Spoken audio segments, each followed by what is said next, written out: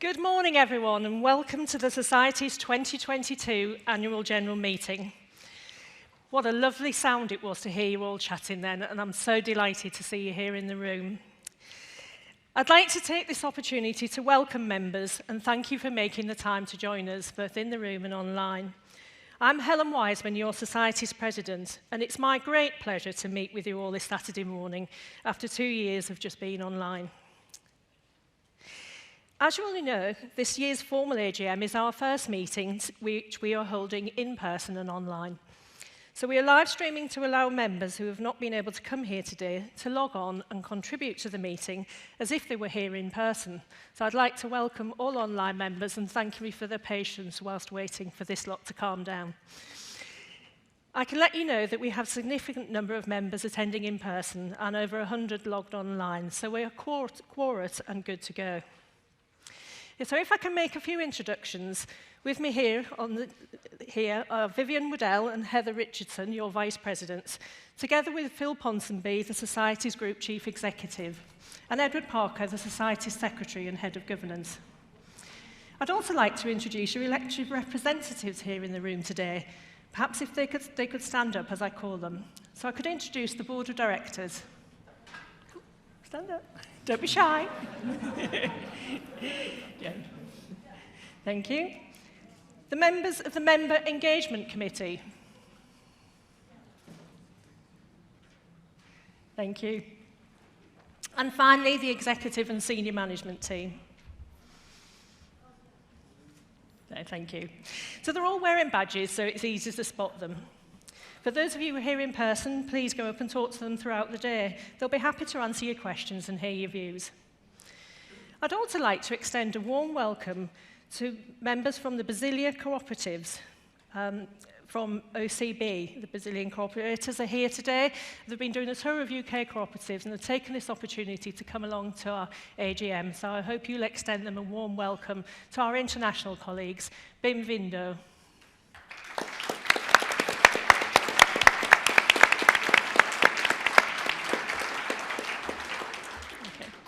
So just on some formalities, I should note that those of you being members of the Society for at least 6 months are eligible to vote. Those here in the room should have been issued with a white card and handset to vote at registration. And you'll see a set of instructions on your seat which explains how the handset works. If you've got any issues, just raise your hand and one of the colleagues will be able to assist you. For those of you online, we hope that you are finding our new platform easy to use. At the top of the screen, you'll see a yellow ribbon. Below this ribbon, you'll see different tabs called Home, Messaging, Voting and Documents. Hopefully it's self-explanatory, but for ease, the Messaging tab allows you to ask a question at any time throughout the meeting and ask for technical support. The Voting tab allows you to vote on the various formal events at the designated time in the meeting, and the Documents tab allows you to view your member pack. Whether you're online or in person, we want you all to feel that it's been worth your while coming today. We spent a lot of time planning what we hope will be an informative and enjoyable session where you'll be able to participate, contribute, ask questions and find out more about the Society. And I hope you'll take the time during the lunch break to visit the various stands outside. Let's hope that together we can have a great day. So before we start, I should let members in the room know that we're not expecting any fire drills. So if the alarm goes off, we'll all need to exit via the nearest fire exit. We also have a hearing loop in the room, and you should sit in rows 3 and 4, marked down here. So with all that covered, this is your annual meeting, a meeting of owners of mid-counties sharing common values and interests. So throughout the day, we have 3 purposes: to look back on the year just gone, to understand how the Society has performed and make sure we've kept cooperative values alive and at the heart of our activity. We need to transact some formal business together as owners and members of the Society, but also to celebrate our shared values and commitment to the Society. So I'm going to briefly run through the agenda so you're aware of what's coming up. So this morning we are starting with a formal governance meeting with a presentation from the Group Chief Executive on the Society's performance throughout 21-22 financial year. We built in some question and answer sessions and we'll then have a short break followed by some more formal matters: approval of last year's AGM and SGM minutes, adopting the report and accounts, the reappointment of the auditors, approval of distributions, and review of the remuneration report. This will be followed by a member engagement committee update. We'll then have another opportunity for questions ahead of the voting, which we plan to do all in one go. And we'll wrap up with any other business and then announce the voting results before we break for lunch. So after lunch, we're holding 2 discussion sessions. For our first session, I'm pleased to welcome our keynote speaker, Adam Henson, who will be discussing a sustainable supply chain, a thing that I know is key to our members. Our second and final session will be presented by Chief Marketing Officer Alison Bain on making membership more meaningful. And this will be an interactive session where we'll be seeking your views on various issues.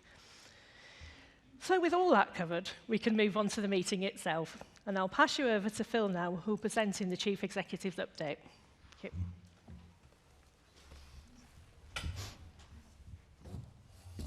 Thanks, Ellen. Good morning, everybody. It's an absolute pleasure for me to be here in a room with real people rather than staring at a camera screen, which means I can see the whites of your eyes or the reds of the eyes of the people that travelled up from Southampton. And it's great to have you in the room, and also the people at home, wherever you are in the virtual world. Welcome to you as well in your pyjamas, eating toast and doing all the things you do when you're at home watching this online. But no, it's an absolute pleasure for me to be here. And actually, I reflected on the fact that I've only done this once since I've been CEO. I've only stood in front of members at an AGM once, and that was back in May 2019 BC, which was before COVID. And I reflected on that and thought, well, what were we looking at back in 2019? Because the world has changed beyond all recognition since then. And so I reflected back and thought, well, what were we as a group of people and as a board looking at that time? And of course, we were facing into some significant challenges with our energy business at that time. You know, the board felt the energy market was in trouble and it was going to get worse, and that was going to have a real and serious implication for the society. And so they had tasked the management team and me to look at ways of resolving that and finding a new solution for energy. They were also concerned about the high street pharmacies, what was happening there because the government reducing funding. And again, we were challenged to look at that. And so those were significant strategic challenges that we faced as a society back in May 2019. And you don't need me to tell you what's happened since then. But just in the energy sector, you know, half the companies that existed back then have gone out of business. Those that have stayed in business have lost hundreds of millions of pounds and have been really struggling, as we know.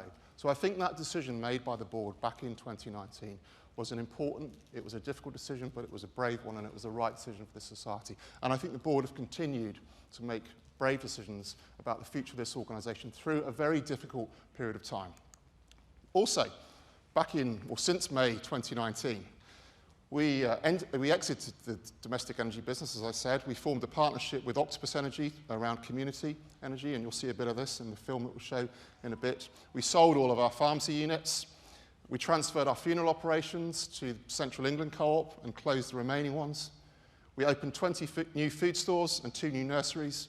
We acquired Carrick Travel and also took over the operations of the Central England Society's travel operations. We added 100 new agents to our consortium following the collapse of Thomas Cook in November or later in 2019.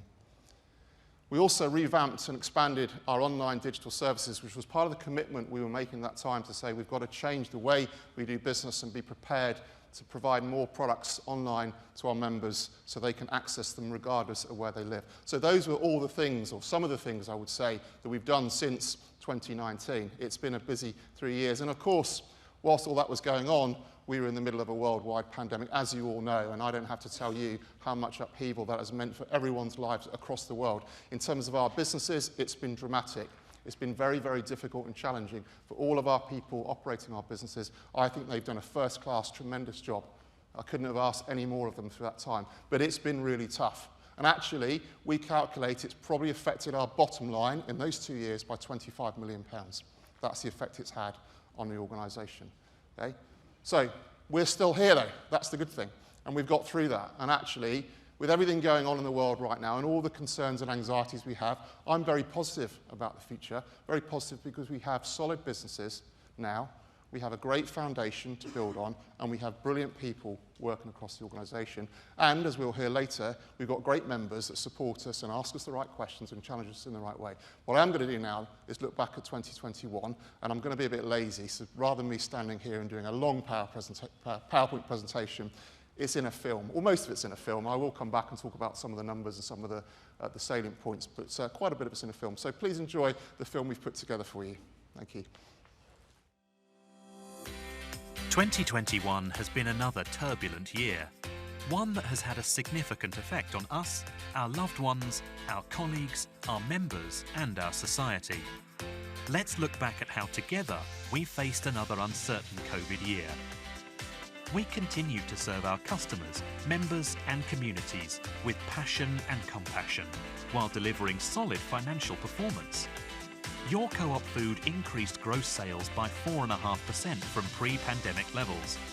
And our post offices had a fantastic year, delivering a record contribution. Our utilities business also outperformed forecast, retaining a higher number of Co-op Energy customers than expected. Our nurseries improved their trading performance from 2020, increasing sales by 32%. And whilst the pandemic had a huge impact on the travel sector, we saw your Co-op travel sales increase by £165 million from 2020. Our healthcare business moved away from the high street to an online service, delivering medicines and essentials direct to our customers' and members' homes, including 70,000 fairly priced COVID testing kits. We transferred our funeral business to Central England Co-operative, allowing us to strategically exit the sector while ensuring an ongoing cooperative offering. This also ensured that over 95% of funeral colleagues transferred their employment to another cooperative society. Last year, we continued to lay the foundations for building a fairer future, investing £1.5 million in rebranding, including refurbishing 5 nurseries and creating 2 new purpose-built nurseries in Cheltenham and Bristol, with another new site planned for 2022. 135 new jobs were created as part of a £3.5 million investment in 7 new food stores and the development of 56 more. Plans are in place for us to open 10 new stores in 2022, with a further investment of over £5 million. Given the challenges of 2021, we were both humbled and delighted that our service and services were recognised locally and globally. The Your Co-op travel team scooped 3 Travel Weekly Agent Achievement Awards, and the Your Co-op childcare team were finalists at the Nursery Management Today Awards. We were shortlisted for the ED Sustainable Leaders Award. Our support for communities and a sustainable future was also recognised by Business in the Community, and we received a Gold Award for our partnership with Grocery Aid. We were thrilled when Pete Westall, our Chief Values Officer, was named Co-operator of the Year by Cooperatives UK. Thank you to each of you for your hard work, support and tenacity, which has contributed to another successful year for Mid-Counties. It was great to hear from you, our members, in 2021 and learn about what matters to you most. You joined in the Your Co-op conversations to discuss and debate important topics. And it was great to see so many of you at our virtual AGM and virtual half-yearly meetings in May and October. In fact, over 51,000 of you joined in with activity across the society, supporting your local communities with litter picks and joining us as we campaigned for change. Together, we also supported 245 local causes, donating almost £200,000 through community grants. With your help, we collectively raised £89,000 for our charity partners. We supplied over 50,000 meals to struggling families in the West Midlands and continued to make home deliveries for vulnerable people, carrying out more than 150,000 deliveries since lockdown started. We also enabled hundreds of deserving young people to enjoy special trips away through our partnership with Go Beyond. and we invested in 2 new community spaces in collaboration with 2 of our community partners. Working with Aspire, we created a community enterprise hub to support locals with employability and entrepreneurial skills. Working with Cotswold Riding for the Disabled Association and the Aston Project, we created a community space and charity shop. And our amazing colleagues racked up more than 25,000 colleague volunteering hours. Phew! We also joined the UK Co-operative movement in supporting the self-employed women's co-op in India to tackle the COVID crisis. Every action you take, from buying a pint of milk to voting in our elections to picking up litter, helps to build a fairer future for all. Thank you. We were especially pleased to be able to deliver more value to all our members in 2021. Not only did we share out over £1 million of the Society profits amongst members who shopped with us, but we also launched a range of member-only offers to help you save more every day, which collectively has resulted in members saving a total of £275,000. The launch of our new Members app made it easier to access the benefits of membership. Almost 57,000 of you have downloaded it to get special offers and discounts since October 2021. Throughout 2021, we supported our colleagues in the workplace. We announced plans to invest £1 million in protecting your co-op food colleagues in 2022, including campaigning for tougher penalties for attacks on shop workers. To promote a greater understanding of our colleagues' diverse cultural backgrounds, we launched the Embrace Group and Co-op Pride, a network of LGBTQIA+ colleagues. And to improve our gender balance, we ramped up support for men in childcare and women in retail. So here is a special thank you to our colleagues for their phenomenal work and commitment in 2021. In 2021, we also strengthened links with our partners. The Best of Our Counties range, which brings locally produced food and drink to our customers, continued to grow in popularity, with sales at £16.7 million, a strong result after a record year in 2020. We welcomed 12 new suppliers to the range and awarded £10,000 to Holy Gelato, the winner of our Food Glorious Food competition. Thank you to all our partners who are helping build a fairer future with us. We took further steps towards a fairer, greener, more sustainable planet and towards our ambition to cut greenhouse gases by 50%, including switching our company car fleet to hybrid and electric vehicles and introducing soft plastic recycling in stores. We also reduced our business waste by working closely with waste suppliers and introduced the Too Good To Go scheme, which saved the equivalent of 33,000 meals from being thrown away. We have also continued to be the only energy provider to offer a tariff powered solely by community energy. We launched PowerShare, a UK first, allowing our community to invest directly in renewable community power. We unveiled a new website for the Phone Co-op, helping to promote the new climate positive broadband offering. Whilst all our nurseries achieved Green Flag Eco School status. Working together with Unity, our community energy partner, we have doubled the number of energy partners, generating enough to power 70,000 homes. Thank you for supporting us in our day-to-day actions, big and small, to create a fairer future for our planet.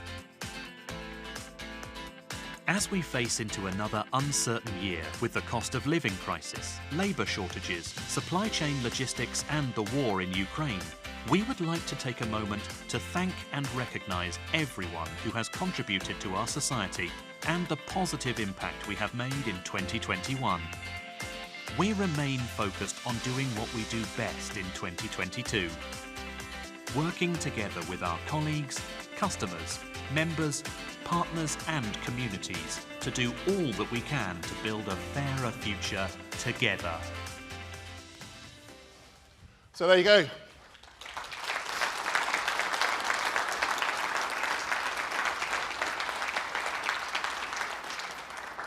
Yeah, I think he does deserve a round of applause, and it's incredible some of the achievements that have been made in difficult times, okay, and I think that was the point I was trying to make. And we could not have achieved those things without obviously working with our members and our partners. But, you know, for me personally, I lead a brilliant team of colleagues across the organisation, and we wouldn't have been able to do any of those things without the dedication of those colleagues. And I'm going to call out a few right now, but I appreciate I can't call out all 7,500. It would be very difficult. But I'd like to start with someone that will be leaving the organisation next week.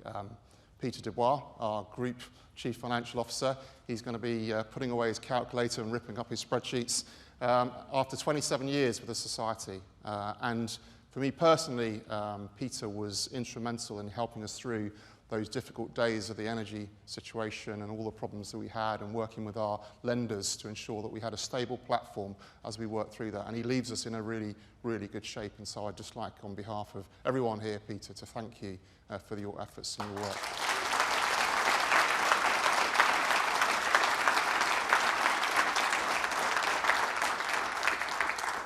And Peter is a group of brilliant people, as I said, and we've got people that have been with us a long time, people with us that are new. You know, people like Ben Johnson, who's been with us for 4 years, started in, I think, healthcare and then into travel, and is now in utilities, and also been elected onto the Member Engagement Committee. People like Holly Sawyer, who started with us 16 years ago as a CSA in our food business and is now as Head of Commercial Operations in our childcare operation. People like Dave Richards, who started when he was in shorts and short trousers, and has been with us 22 years, again started in food and now has a central role in looking after our loss prevention. So, you know, we are an organisation committed to helping people to grow with us and work through, and I think that's really important. But we're also an organisation that likes to encourage people to make a difference. No more so than Michelle Whitehead, who was recognised by the trade union USDOR for her campaigning against freedom from fear. And Michelle was recognised with a national award this year for that. And actually, not only has she helped bring about change in government in terms of legislation, but she influences us as well, as do her colleagues. And so the board have committed to invest £1 million in the next few years in improving safety in our stores and helping our colleagues to tackle the difficulties there. And so, you know, these are tremendous achievements by our colleagues. And I think, as is the recognition around long service, as you can see from the slide up there, 859 colleagues achieving 8,280 hours long service. One of the nicer parts of my job is actually visiting colleagues that have achieved 35 years service and above, and there's lots of them to recognise their day with them. We're also, working with colleagues to understand what matters to them. So last year, 45,000 individual pulse surveys, these are online surveys completed by our colleagues, 45,000 last year, to tell us what they're thinking, how they're feeling about things, and how we can improve their working environments. And that's a really important part of what we do, bringing our colleagues on board to tell us about how we can change the way we do things. And you saw on the film the mention of the Embrace Group. And that group is a group that's aiming to challenge us about how we do more to improve diversity across the organisation. And I'm delighted to have one of the members of the Embrace Group with me who's going to join me on stage right now. I'm just going to talk to him a little bit about what he's been doing. Oh, you sit there. Yeah. So this is Julian Wilkins, who works in our digital healthcare team. And Julian, you're a member of the Embrace Group. But just before we get on to the group itself, what's different about working at Mid-Counties from perhaps other organisations you've worked at? Thank you, Phil. So I spent around 17 years working at Mencap, which I really enjoyed, but it didn't pay an awful lot. So I moved on to marketing, and I was involved with companies, Feesman Boilers, Punch Taverns, and I think that I also went into working with McKesson and Lloyd's Pharmacy Group. And all that time, I never really felt like I was working for the right reasons. And it was very clear to me when I started at Mid-Counties and I was having the induction on the first day, the ethos of the company and what they believed in, it appealed to me straight away. So learning about the Rochdale Pioneers and understanding that actually the whole basis of the company was built around fairness and making sure that people who were struggling were looked after, it really meant something to me. So I've been very happy to work here for over 3 years now, and I feel like everything I'm doing is contributing. We're owned by members, which makes a big difference. There's a lot of information about the sustainability work that we do, and I say essentially I feel like I'm doing a job that feeds my soul, and it's not just a job. So I think that's what I'd say about how different it is. Great. And why are you personally so passionate about the Embrace Group and its agenda? I think that the way the Embrace Group has been formulated is first of all, there was a message that went out across the whole society, and myself and a few others, it looked like there was an opportunity for us to get involved in something that was very important, and the society does frequently ask what we can be doing and how we can get involved.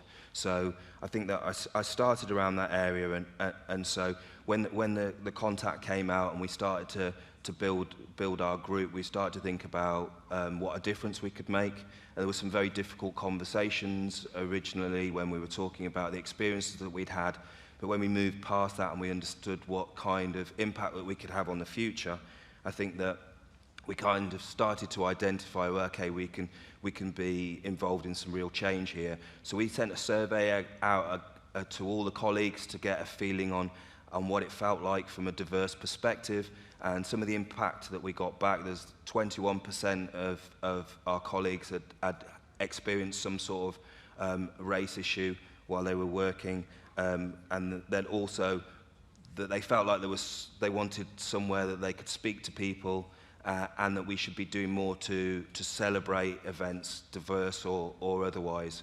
And so with that information, it allowed us to kind of identify what we wanted to achieve as part of our goals. And the key one over the next 5 years is looking to raise the diversity in the business from 10% to 16%. So it is a big goal, but something that I think that we can go for because we have a lot of support on that, and I think we've got a very passionate group. We're always welcome to have more people to join us as well, so that's probably what I'd say about that. Look, thanks very much for coming up and sharing that with the members. I'm sure they really do appreciate it, and appreciate the work you've done with your team and Embrace in terms of moving us forward, and keep on challenging us and making sure that we are supporting you in everything you do. So thanks, Julian. Okay, thank you. Thank you.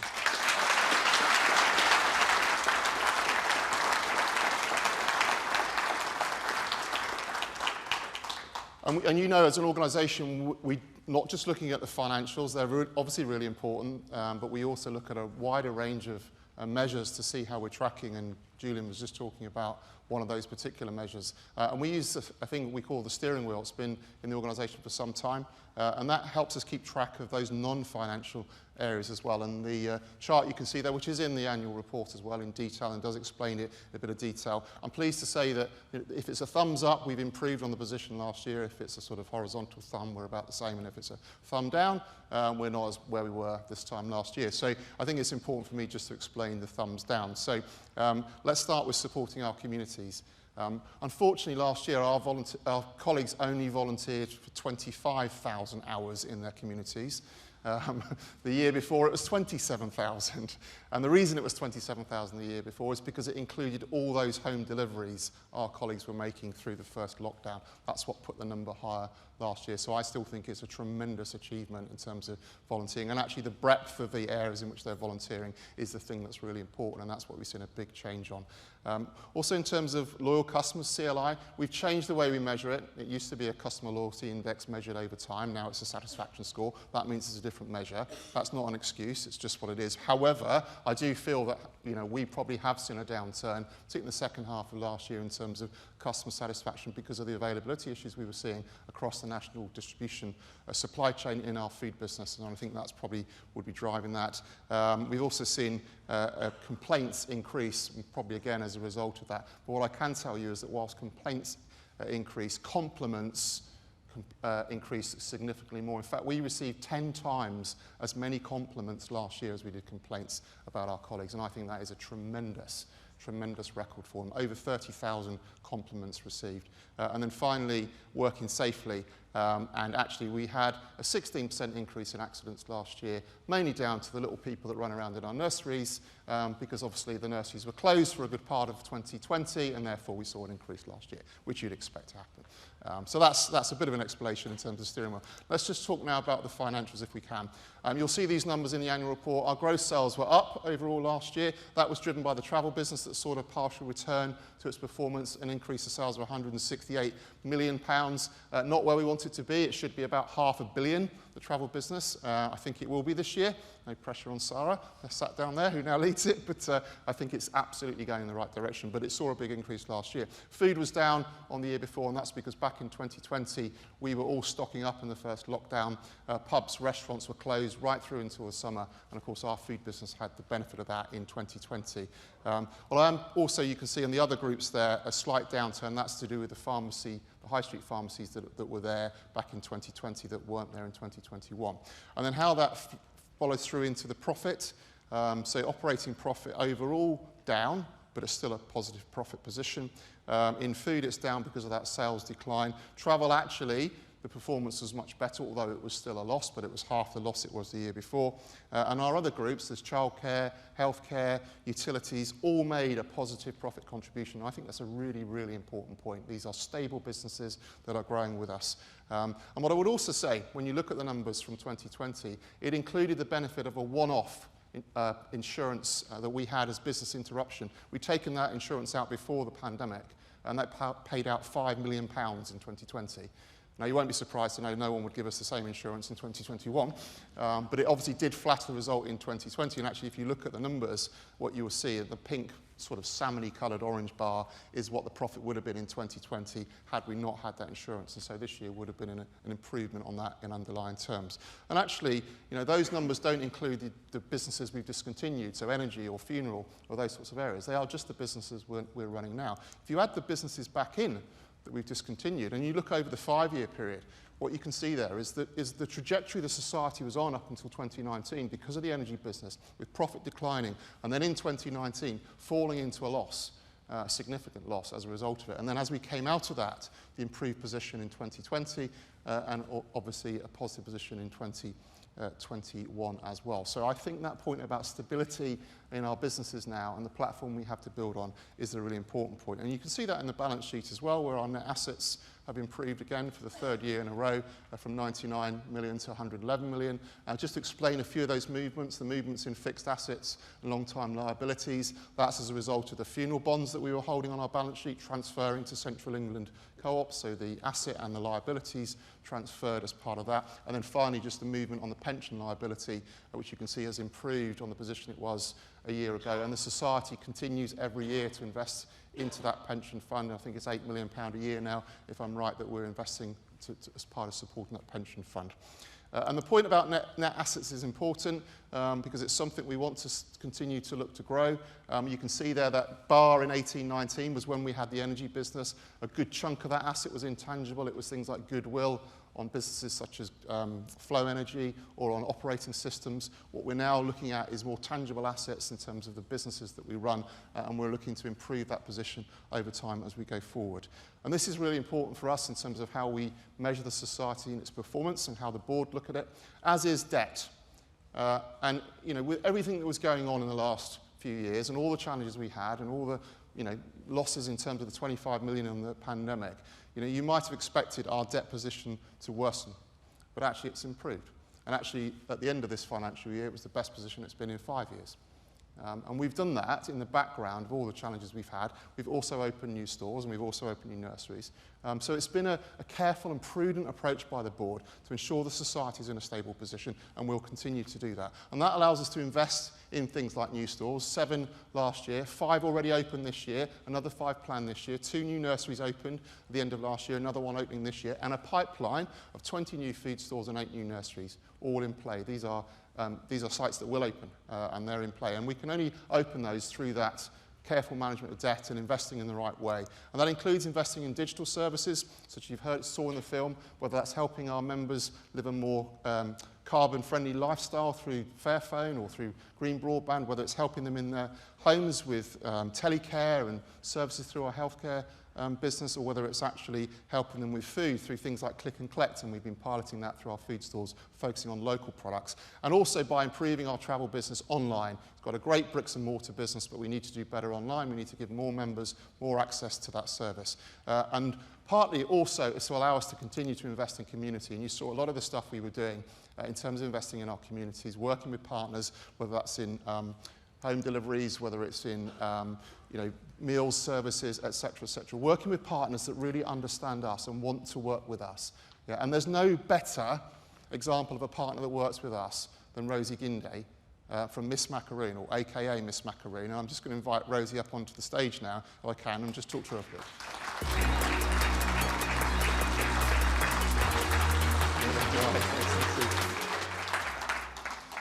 So Rosie, I actually met you in my very first week as CEO at Mid-Counties Co-op back in August, and we were at Country File Live, do you remember? Yes, and you were selling your macaroons, and they are brilliant macaroons. Thank They're you. fantastic, but it's the story behind the macaroons that really matters. So look, share with the members why you started the business. Thank you, Phil. Yeah, so I started Miss Macaroon back in 2011 because one of my close family members was in care when he was a young child, and it had a massive impact on him.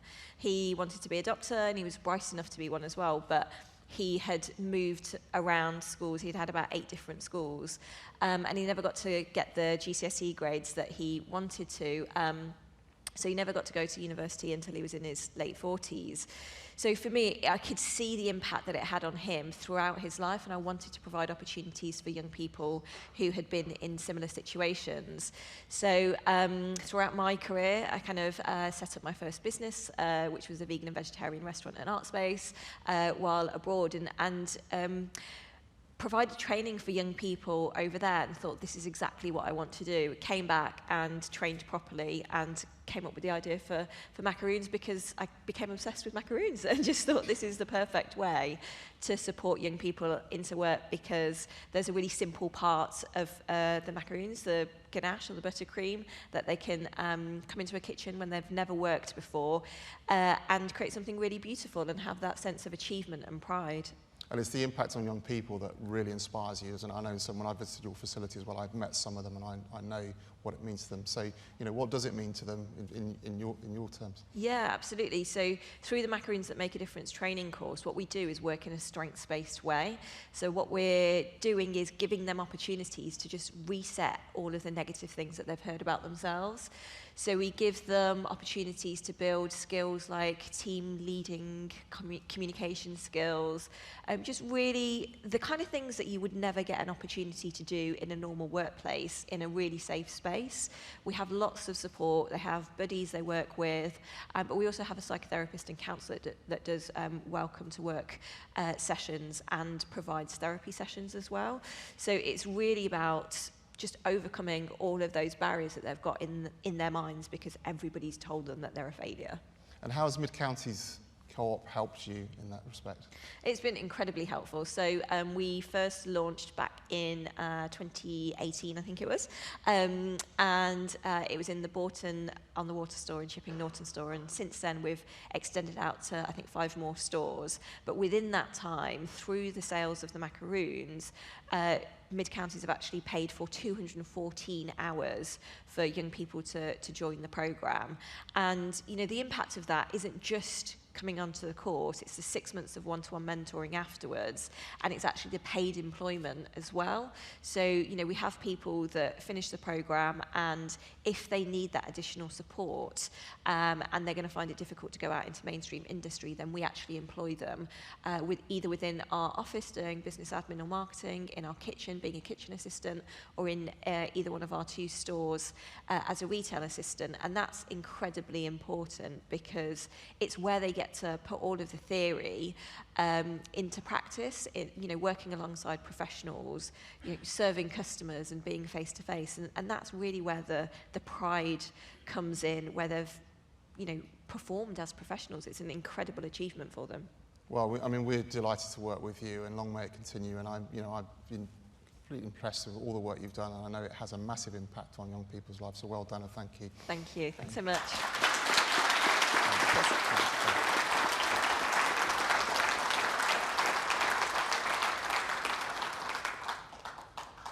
A great example of the partnerships that we run and the people we work with who are truly inspiring, and I'm fortunate to get out to meet quite a few of them now in my role. And it's actually listening to people and talking to them that really matters. That includes you, our members. And I believe we're doing more than we've ever done in terms of listening to members and talking to you, whether that's through your conversations, whether it's through the online surveys that we run. There's hundreds of thousands of those, whether it's in talking to colleagues as members and also having the more qualitative sessions with you as members, and that's part of what we'll be doing today. And I know Alison Bain's going to cover that off this afternoon, so I'm not going to talk about it anymore. But I would say, if you haven't downloaded the app and you want to, there's people here today that can help you do it. It is a new way of engaging with us, and it isn't just about money offers and deals, it's also about engaging with us, and that was quite important. That's one of the things you told us at the start. Don't just make it about value and offers, make it about a new way of engaging. Membership in the palm of your hand, and that's what it is. We're seeing double the number of members now signing up since we launched that app. Around just under a fifth of them at the moment are under 30. And that's also a positive point, because we need to encourage younger people to engage with the society, and I think the Young Co-operators Network are doing great work in that respect, challenging us, making sure we are doing the right things in respect to that. So, Alison's got a session this afternoon, and I'll leave her to talk to you about that. But, I mentioned it isn't all about offers and values, but I am also acutely aware that right now we face some very significant challenges around the cost of living, and we've got to do all we can to help our members in their day-to-day. That's the businesses we run, whether it's in food or childcare or healthcare or any of the other businesses. It's how can we help members more in their day-to-day? How can we give more value through our offers? But actually, what we will not do is abandon our values. So if we give you better value, it will still be with values. And I think that's really important, because in these situations, it can be easy just to walk away from some of your values and start doing things differently and forgetting some of the principles you've established. So we are going to make a number of pledges today. We will continue to work on greenhouse gases, and we will reduce it by 50% within the next 5 years.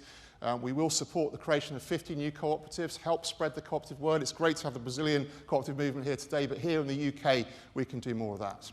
We're also going to remove all remaining single-use plastic from our food stores. We were the first co-op to remove single-use plastic carrier bags from our food stores. We're now going to extend that to all plastic, including little produce bags, the deli bags, etc., etc. We're going to extend and improve our colleague incentives for e-cars, e-mopeds, e-bikes. We want our colleagues being able to join in this at the right level that they can do so. We're going to introduce a bursary scheme in our childcare nursery for underprivileged or struggling families that can't afford to put their children into childcare. That will be something we'll be introducing in the new year. We're going to grow co-op holidays to around half of our business. Sarah said 45%, we're going to say half our business, and focus it more on sustainability in travel. And there's lots of opportunities to do that. We're also going to double the sales of Fairphone mobile hand devices next year. And all of us, including the executive and all of the senior team that get mobile phones at the society, will have a Fairphone mobile going forwards. We're going to go further in supporting people to sustain independent living. Rupert Newman and his team are leading some great work around how we can help community and help people live for longer in their homes. And there's some really exciting stuff coming forward in that respect. And we're going to give members even more reasons to buy fair trade products. From next month, we will be implementing a permanent 10% discount for members on all fair trade products in any food store that you shop in that's a Mid-Counties food store. So that will include bananas, tea bags, coffee, biscuits, flowers, wine.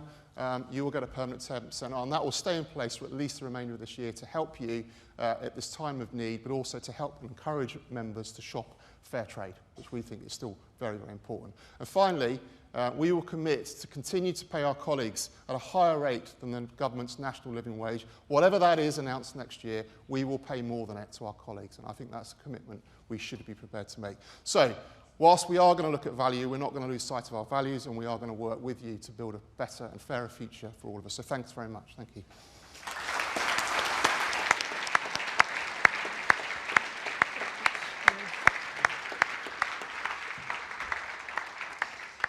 Thanks, Phil. You've covered a lot there, and I'm sure that members will have found that very helpful.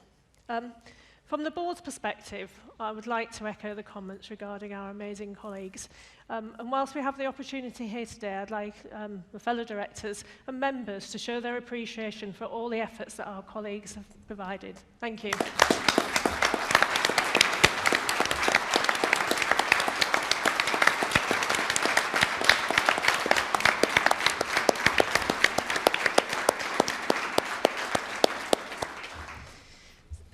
So it has been another very challenging year for all of us, and we've done our best to keep cooperation alive.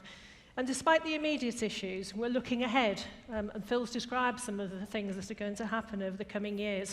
And we continue to work with management on longer-term strategy. So we've now got the opportunity to questions submitted by the members on Phil's exec presentation.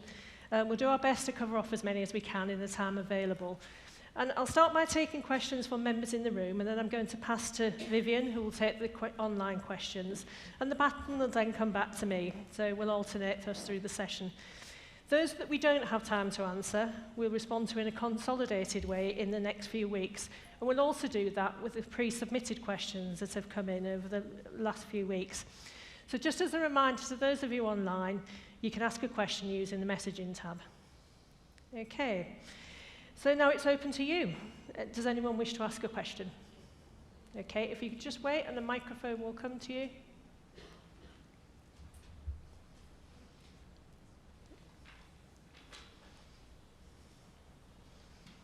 Hello. Hello.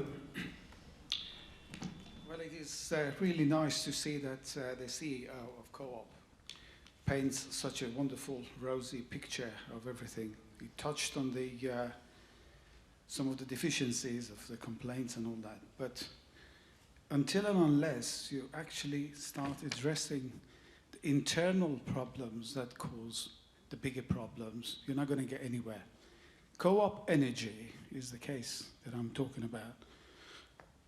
It is no good trying to blame the external factors where the problem started years before that. Because I believed in the principles of co-op, tried to switch to co-op from over energy, although I was going to pay even a little bit more. Co-op led me to believe that they have done this, and I kept paying co-op for years. When it transpired that over energy was still supplying me with electricity, Co-op kept me believing that it is their fault. They were very happy receiving my money for years.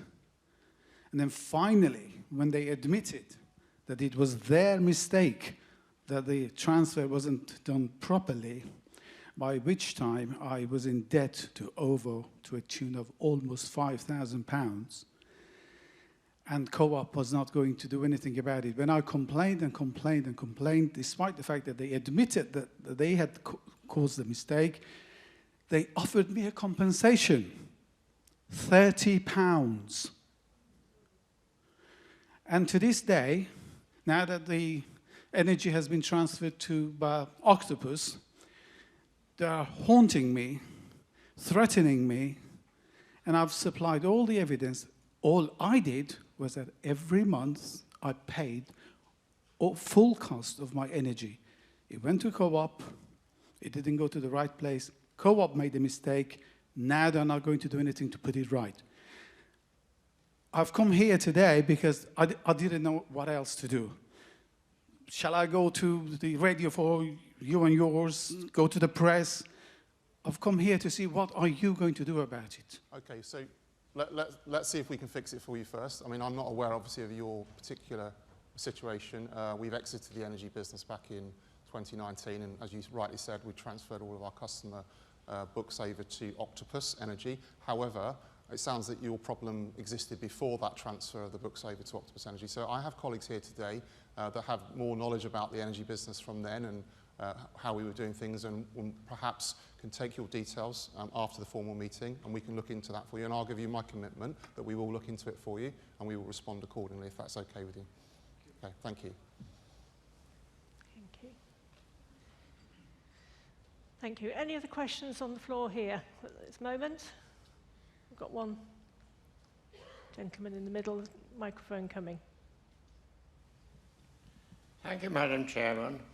I'm going to ask the same questions as I asked in the 2019 meeting, and it concerns renewable energy.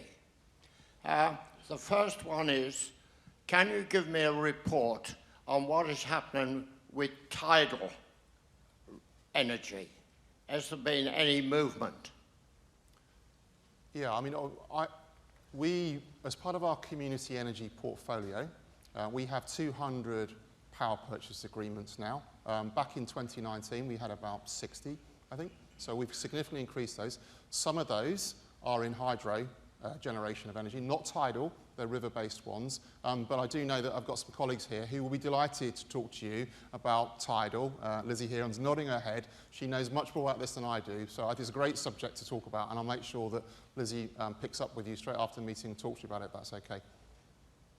My second question is, what is happening about fracking? Last report said you don't support it. What are your views now?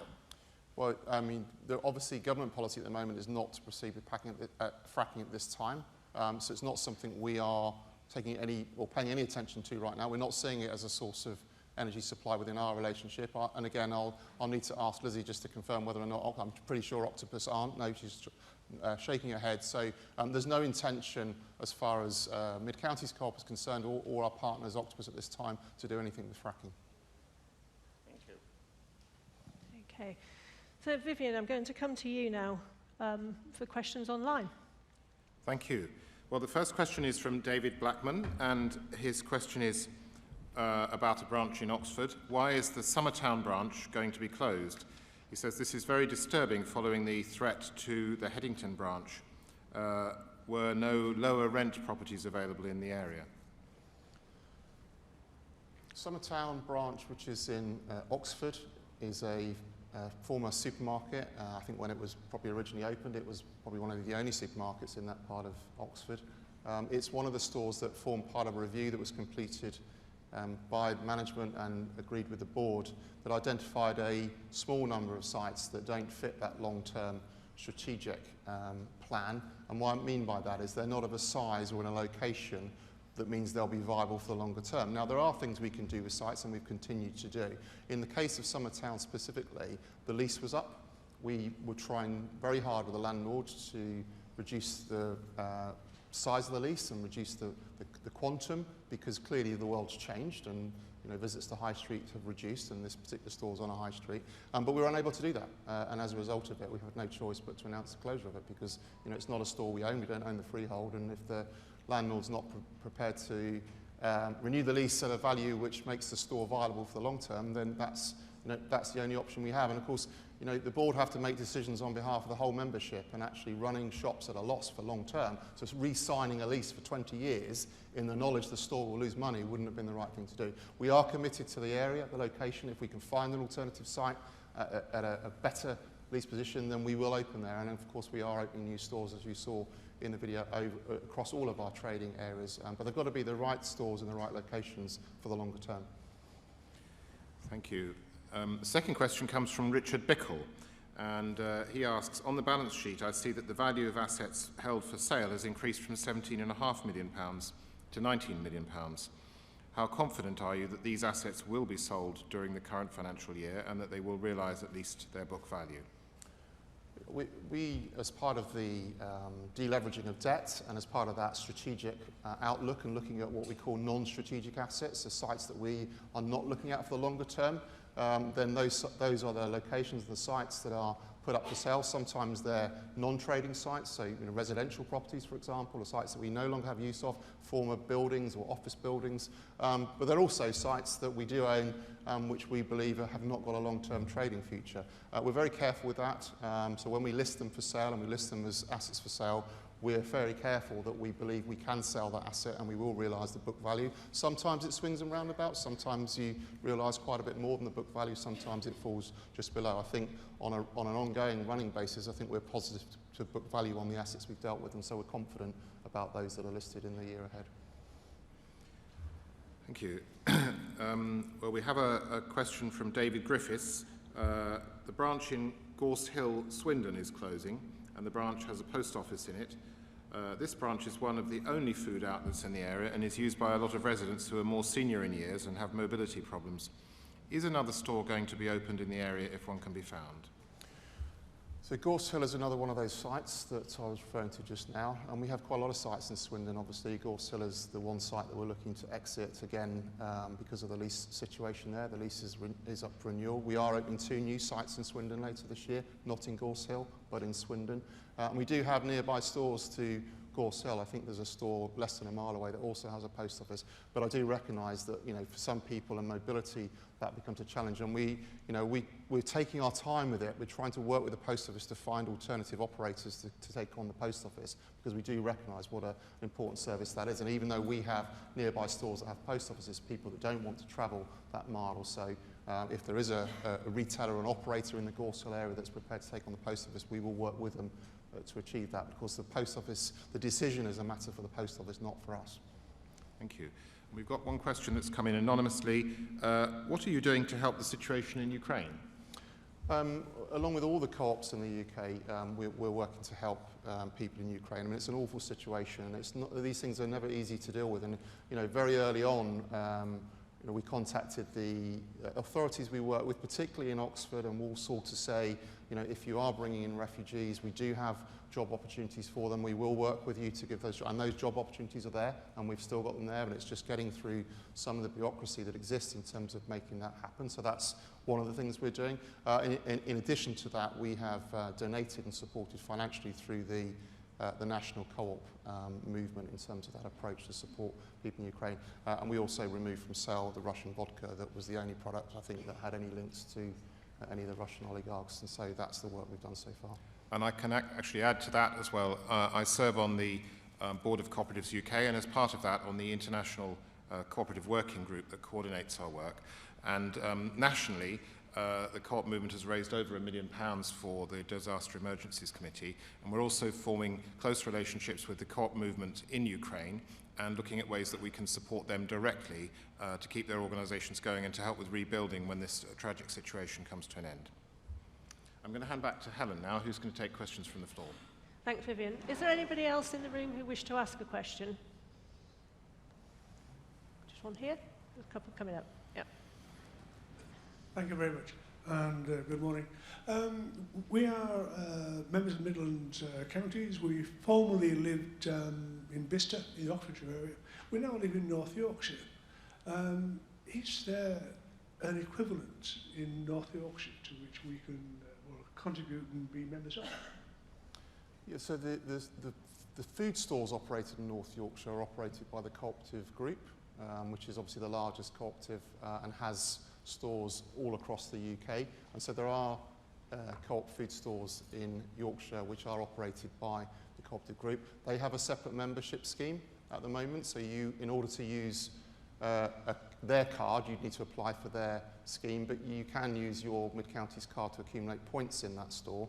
What we are looking at the moment is working with the Co-op Group along with the other co-ops about how we can improve that member experience regardless of which store is operated and by whom it's operated. And of course, you can also continue to access our digital online services, I was saying earlier, so we now, you know, travel online or healthcare, you know, utilities, and so, you know, those services are available to you, but obviously on an online basis. But no, the food stores are operated by the Co-operative Group. Okay. I think one there. Got there and then at the back. Okay. Thank you. This question is a follow-on to the ones about energy. I'm sure that everyone in the room is strongly supportive of renewable energy and having renewable energy in our mix, and I'm sure a number of us are Octopus customers as well. A number of the slides showed pictures of solar panels, but nothing else. Now, I don't want to be controversial, but there is some debate about the loss of very valuable farming land that we could be using for wheat and canola oil and grazing. And what sort of how do you take decisions about the mix of renewables? Because, you know, there must be some renewables that are sort of better overall than others. And this isn't a personal view, it's just, but I was struck by the number of pictures of solar panels. Yeah, and thank you. Thank you. I mean, I'll ask Lizzie afterwards again to pick up with you, Can, and just talk about how we go about signing up power purchase agreements with, you know, generators and how we decide which generators we will work with which ones we won't work with. So we're in a joint venture with Octopus, and we have a setup called Unity, and Unity's role is really to negotiate those power purchase agreements, which supplies power into the grid with Octopus, and that's what we call our community power proposition. We have 200 of those power purchase agreements, and they are across solar, wind, and hydro, so there is a mix, and there is a website where you can go on and see actually which ones and where they're located and how. So there's quite a lot of information that we share in respect to that. But I'll ask Lizzie to pick up with you directly just on the point about how we go about selecting, because that's quite an intricate process that we go through, if that's okay. Thank you. We come to the back. John Tyrrell. Another question about energy. In January, had options to go on to new tariffs, and I found it very puzzling to know what to do. I found that in February I was paying £160. It was only later I found that was an alternative, if I'd stayed on variable, to pay under £100. The next month was the same, I paid the same amount. I've taken it up with Octopus, and I have had replies, very slowly at first, although I'm now getting quite good replies because I'm threatening the Ombudsman. But I just don't quite know what to do. I've asked, and I'm still waiting for the question, if I paid the amount for the variable tariff, which I wanted to be on, I would have paid a lot less. What would I have paid in February and March instead of £160? I'm not getting that answer, and I'm going to have to go outside to find it. It's very difficult to know what to do. I didn't think that it was presented very clearly at the time, because the date I got the information was the date of change, the 24th of January. So I feel very uncomfortable about this, and I don't feel that there's much accountability. I'm not getting really clear answers.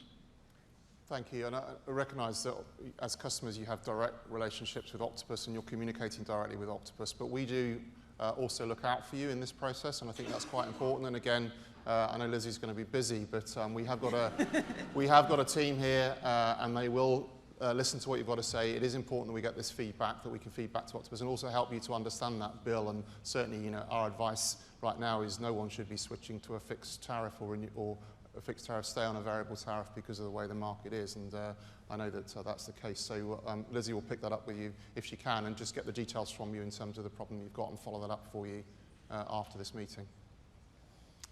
Thank you. And just one very last quick question online. We've got a number of questions come through, but I'll just go over to Vivian. Yes, so we have a question from Philip Sartu, who's asking, can members who are not employees of the Society support and get involved in Embrace?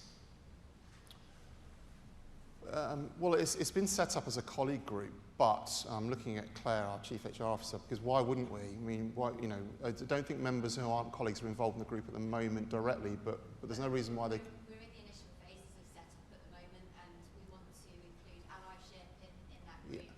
Yeah. And certainly members is something that we've spoken about. So Yeah, so great question, and actually yes, I mean I think over time that's exactly why. I mean, it's a fairly new group at the moment, as we heard from Julian, but why wouldn't we? And so yeah, that's great to hear that we're going to do that. Okay, thanks Phil. We have questions that are certainly coming online, and we'll try and pick up those at a later session. So this now takes us to the morning break. I'd like to thank all those that have raised comments and questions now, and I think it's delightful that people can come to a meeting like this and actually raise their concerns and get them addressed. So it takes us to the morning break. You've got 15 minutes to stretch your legs and get some refreshments into which. We will start again at 11:15 prompt. Thank you.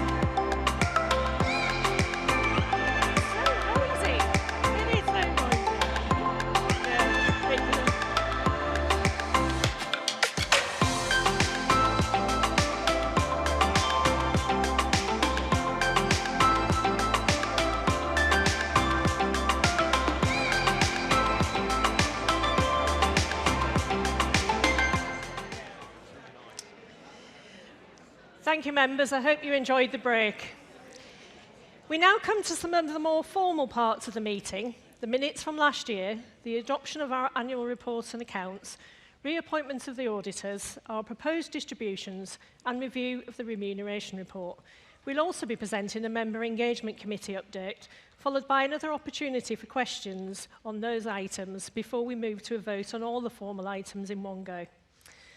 So first of all, a look at the minutes. We have the minutes from last year's AGM and the special meeting to approve. Hopefully you've seen these on the website, and for those of you in the room, copies of the minutes are in your member pack on the pink paper. For those of you joining us online, you'll find them in the Documents tab. We've also uploaded for information the draft minutes from the half-year meetings and the special meeting last October, as no doubt some of you will have been to these. These are on the blue paper for those of you in the room. And we'll be approving the minutes of the half-yearly meetings in the autumn. So this now takes us to the matters arising from the minutes. Does anybody have anything they wish to raise on the minutes? No? Okay. Thank you. We have the annual report and accounts, which, when we come to voting, we'll be asking you to adopt. We've heard a lot from Phil earlier in the meeting, but if you have any further questions or need to ask something on the detail in the document, then please ask during the question and answer session, or for those of you online, type your question in the messaging tab. A copy of the annual report and accounts can be found on our website and is available upon request. We'll be asking you to approve the reappointment of our auditors, BDO, for the year ahead. And our auditor, Laurie Hannett, is available at the online, so can answer any audit-related questions you may wish to raise. And we'll also be moving to the presentation of our distributions, and Peter Kelly, our Interim Chief Financial Officer, will present the details to you. Peter.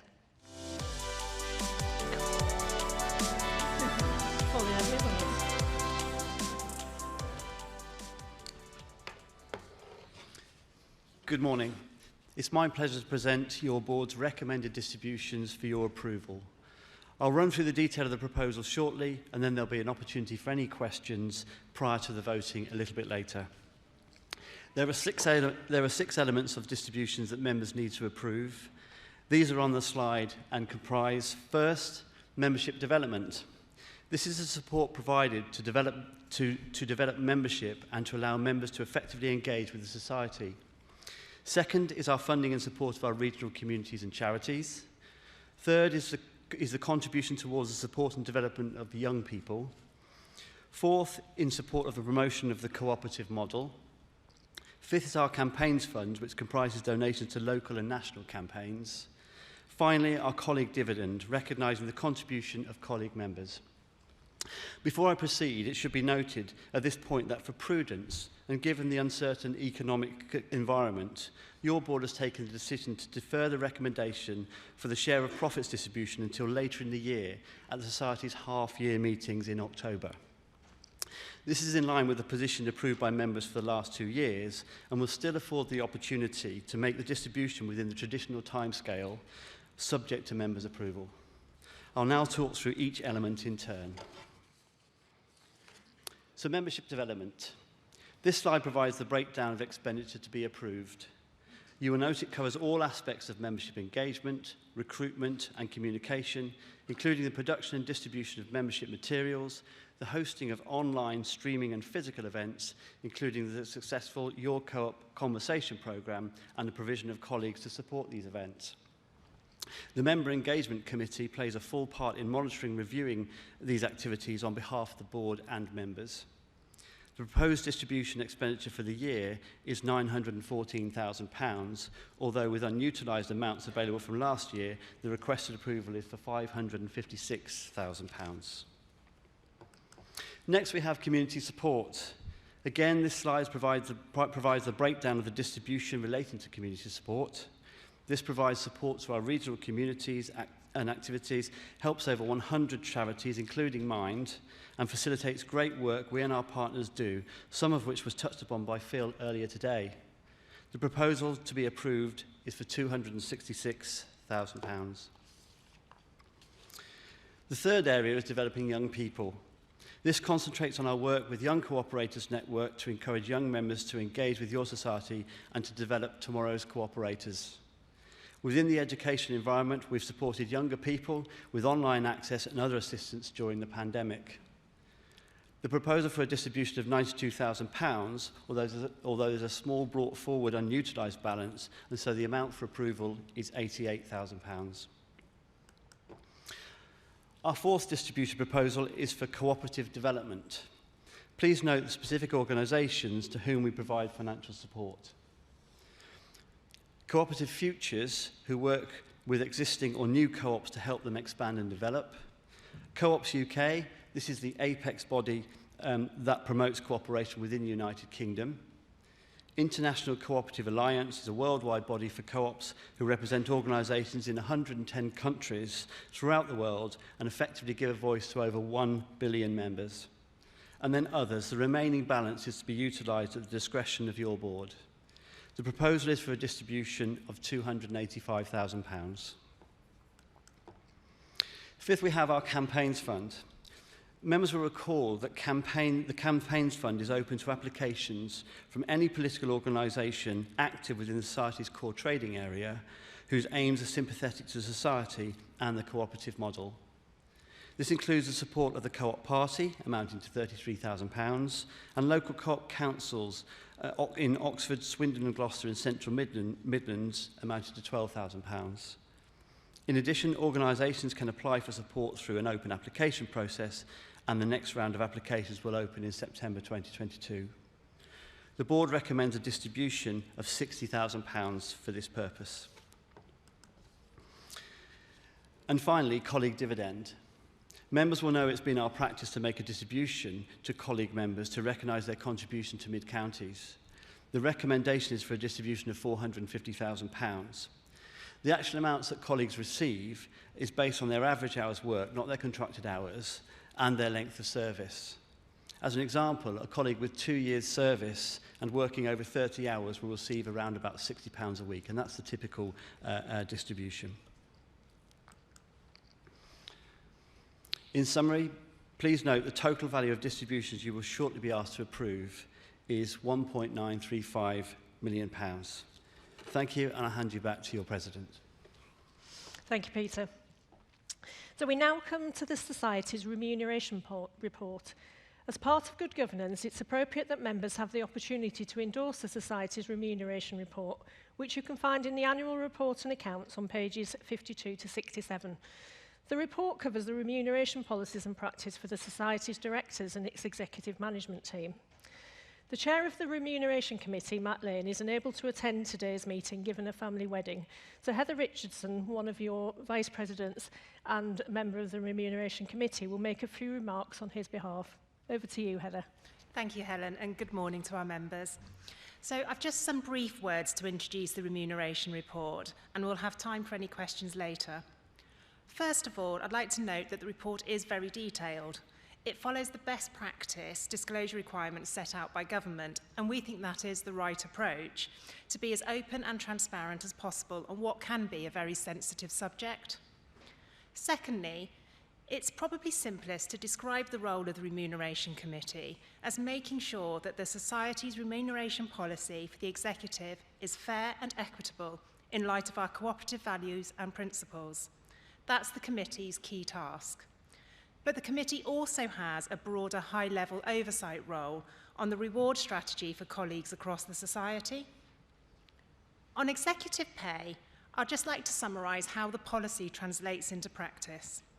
In essence, we pay salaries around the median level, but the bonus and other incentive arrangements for members on the executive are significantly less than found among our competitors. So overall, the total pay they receive is also significantly less. You'll see this summarised on the slide, and you'll find it in the detail in the report itself. Back to you, Helen. Okay, so we've now got a short video update from the Member Engagement Committee.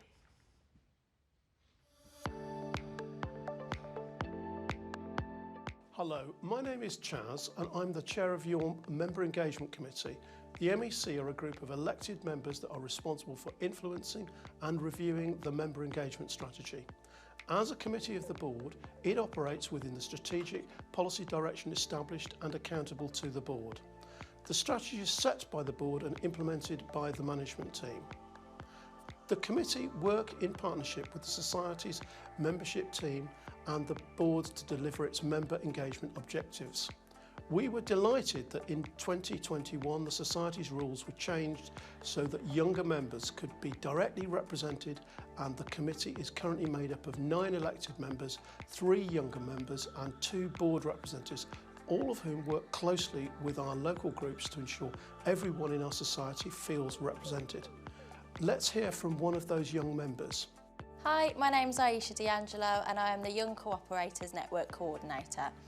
I work with young people aged between 16 and 30, both externally and internally. We give young people the chance to influence how we do things at Co-op, as well as offering tailored events, exclusive offers, career guidance, activities and competitions.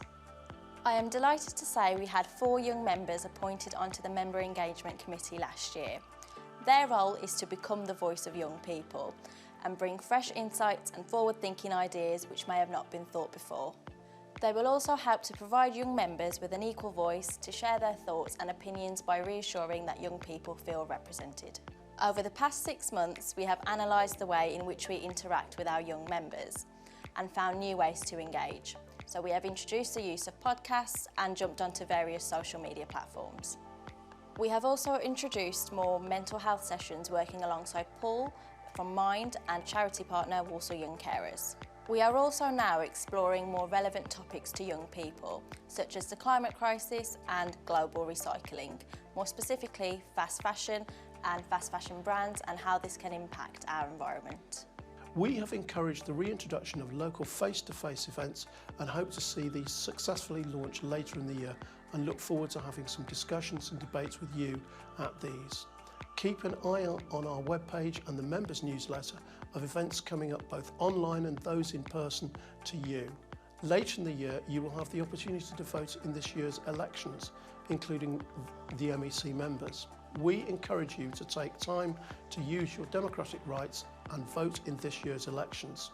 Your society is owned by its members, and we believe that great things happen when people come together. Togetherness is the cooperative difference that enables us to build a fairer future.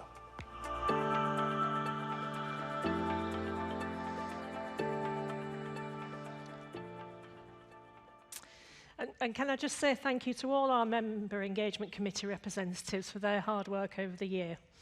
So we now have the chance to ask questions on all the above items we've been through. The minutes, the annual report and accounts, any questions, the auditors, distributions and the remuneration report, and any other matters you might wish to raise on the MEC update. It'll be the same process as before. We'll answer any questions we have in the room and provide consolidated answers on those we don't get a chance to answer in the next few weeks. And we'll start in the room and then I'll pass to Vivian. So anybody in the room have any questions on the reports we've just received?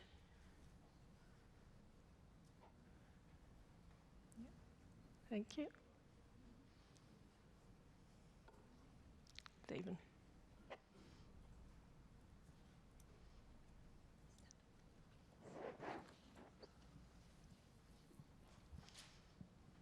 In the minutes for 13-14 October, the meeting held online, it says there were 6 director posts.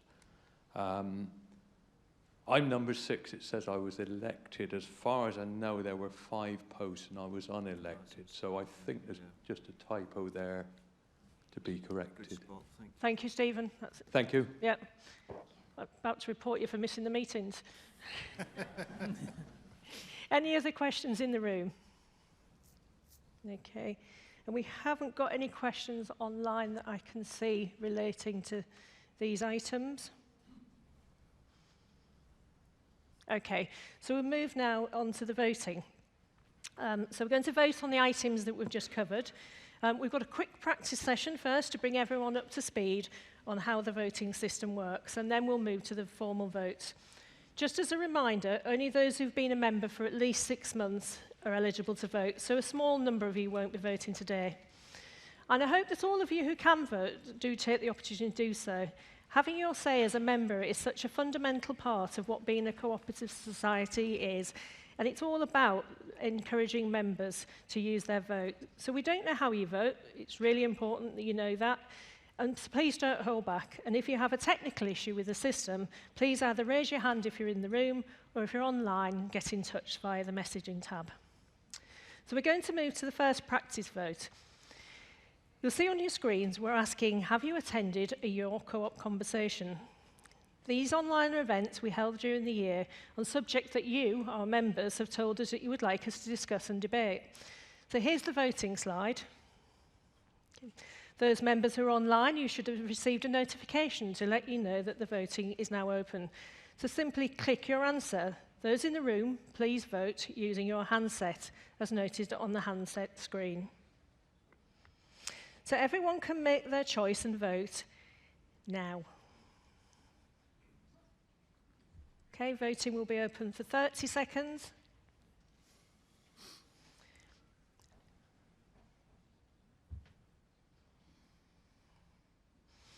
It seems a long time when you're sitting in the room, but it's to allow people online to make their choices and the buffering speeds, etc.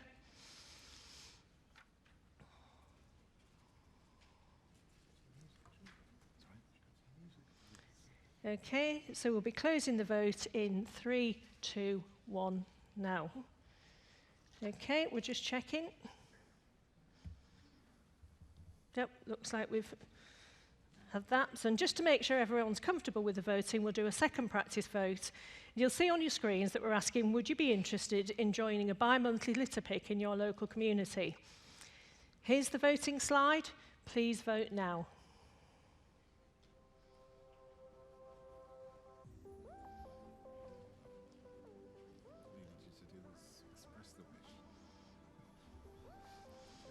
It's all right, we're not noting down what your answers are, so we won't be chasing you up to join us.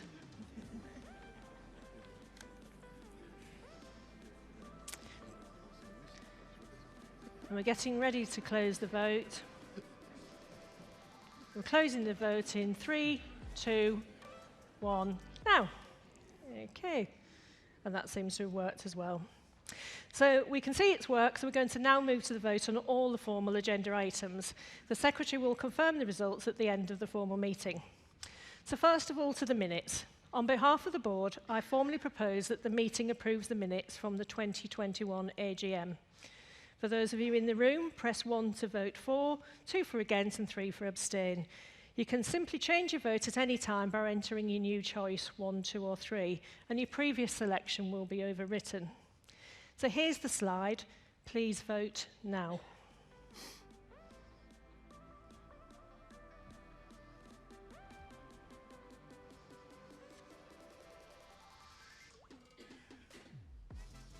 It's an incredibly long time, isn't it, when you're sitting here waiting?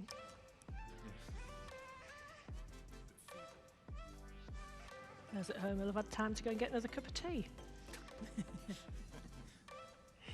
Okay, we're getting ready to close the vote in 3, 2, 1, now. Yeah, that's come in. Thank you. So now for the special meeting minutes. On behalf of the Board, I formally propose that the meeting approves the minutes from the 2021 SGM. Here's the slide. Please vote now.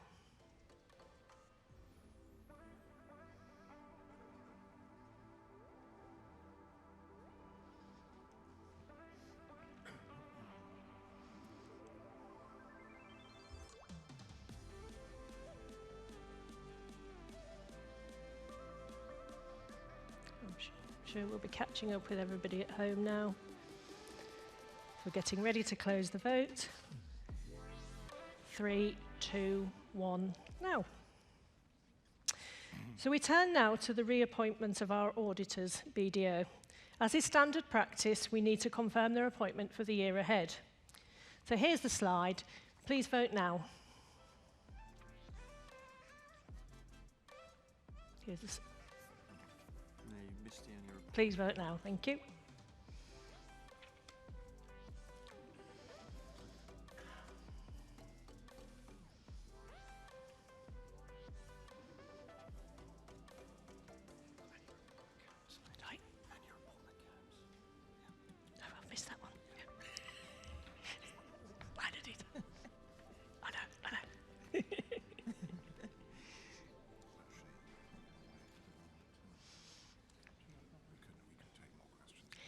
So we'll be closing the vote 3, 2, 1 now. And in case you notice the technical hitches that your president had missed out the approval of the annual report and accounts. Quite an important part, so we'll go back to that now. We can move to the approval of the annual report of the accounts. On behalf of the board, we're asking members to adopt the annual report and accounts for the year ended 22nd of January 2022. Here's the slide. Please vote now.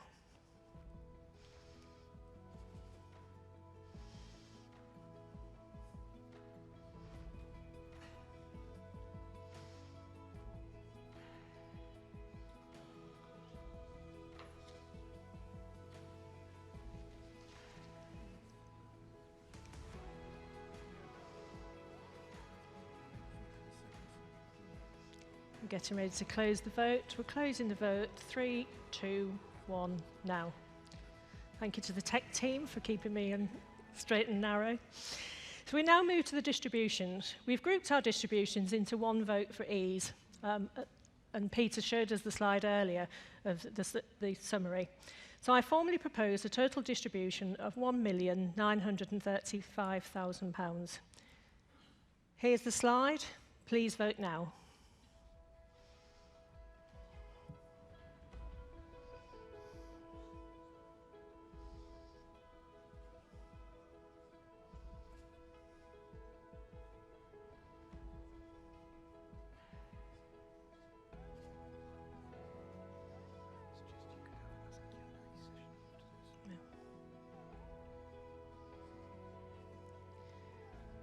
We're closing the vote in 3, 2, 1 now.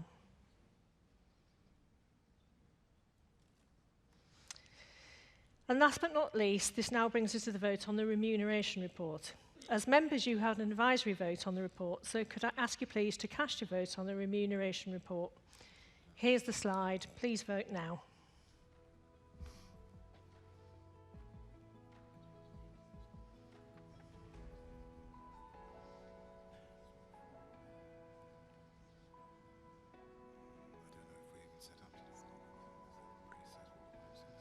Thank you.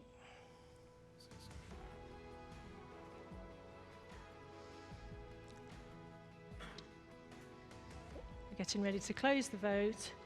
3, 2, 1 now. Thank you, members. That concludes the formal voting. And we'll see all the results in a moment. So we've now reached the penultimate agenda item in the formal business, and that's any other business.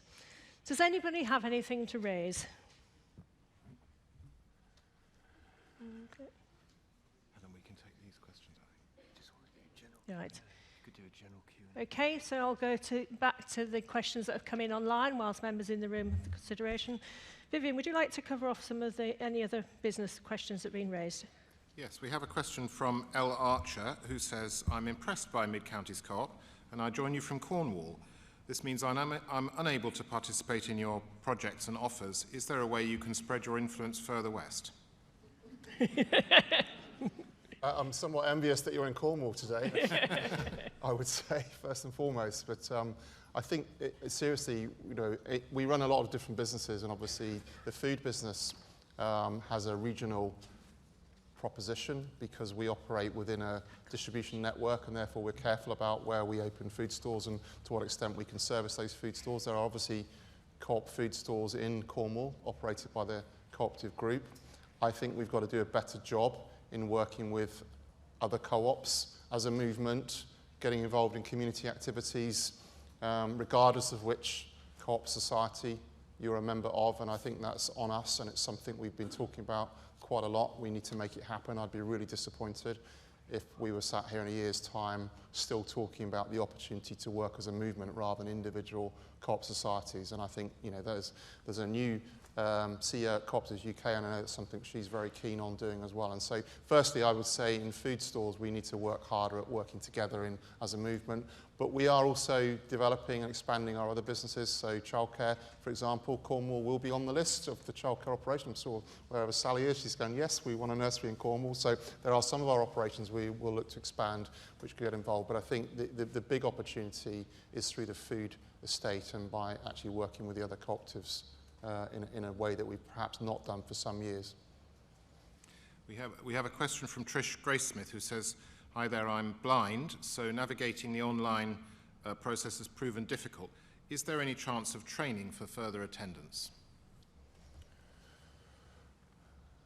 Yes, I mean, there's something we'll need to take away and look at, because it's a great point. And, you know, we as a society, we want to be an inclusive society, and make sure that everyone's given the opportunity to participate in all of our activities. And so I think that's a great point, and something we'll take away and look at. Yes. Yeah.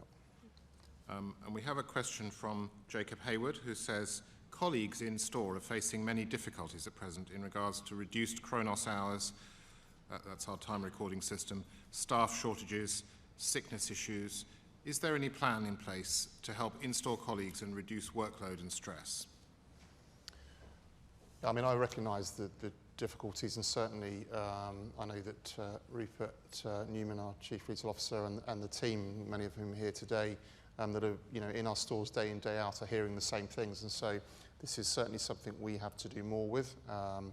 Claire Moore, Chief HR Officer, and team have put in place a lot of support mechanisms, whether that's with the EveryMind app, for example, which is an app that colleagues can download and talk to us about mental health issues or stresses. And I would implore all of our colleagues to do that, to use that mechanism to let us know. We have other mechanisms such as working confidence, and we have now 12 mental health champions in the society who have been trained and put themselves forward to be one-on-one mentors or one-on-one conversationists with people that are struggling. So first and foremost, I would say use the Colleague Connect website, look at all the services that are available to you that already exist, the mechanisms, but I appreciate that's not enough, and we know that the team have got to do more. The work shifts and the patterns are important to us. We've just increased our resources in the central recruitment team, because like most businesses right now, we are facing difficulties with vacancies and recruiting people. We're not alone in that respect. You know, businesses up and down the land, and food retailers and hotels and restaurants are all facing the same challenge, and that puts added pressure on people working in those businesses, and particularly in our stores. And so we're cognizant of that. We're increasing our resources in recruitment, working harder in flexibility in the shifts to try and make sure we can do all we can to support colleagues at this time. Thank you.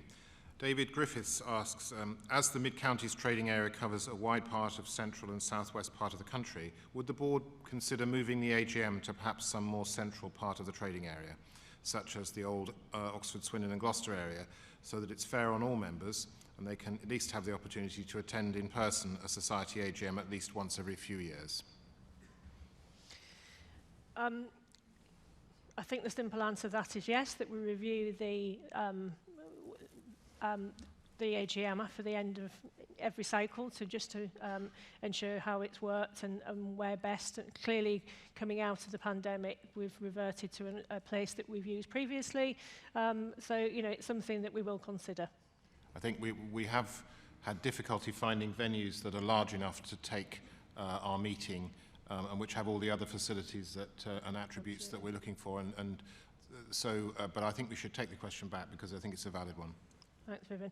I'll come back into the room now and see if anybody else in the room had any questions that they wish to raise before we've got a question down here.